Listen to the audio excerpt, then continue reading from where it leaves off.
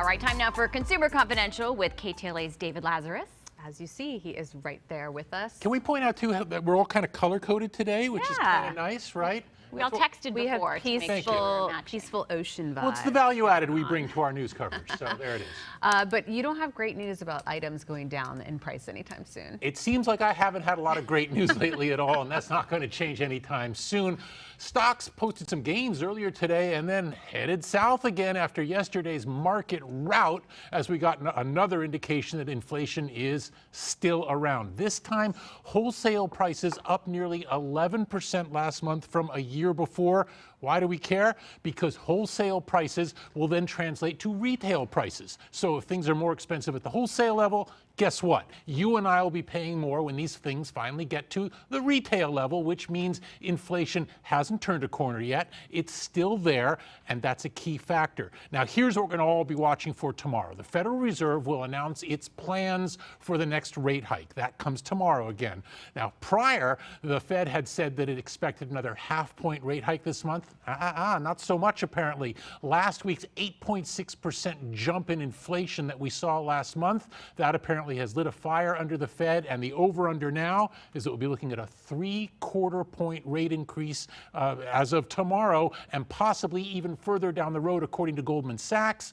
That's a big deal. It would be the first time the Fed does that since 1994. It also suggests that they see things getting worse before they get better, and it also signals that our chances of going into a recession are even higher. I told you this is going to be bad news, but we will work our way through this thing, and in the next hour we'll be looking at how higher inflation is affecting Social Security recipients. Oh, wow. And we've also been talking about how all of this economic news is affecting stocks, but not just stocks, also cryptocurrency. And now you're saying crypto and the crash is starting to affect jobs? Big time. And, you know, and we've been charting this all week long. Equities getting hammered, and we just talked about that.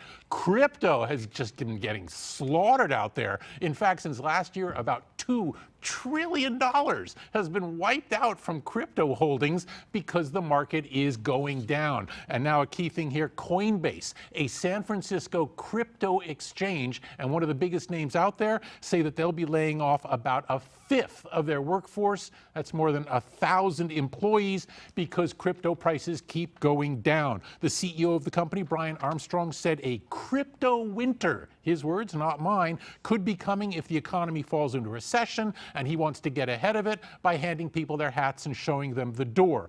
Tough stuff all around. Crypto went public just last April. Its shares are down 79% so far this year.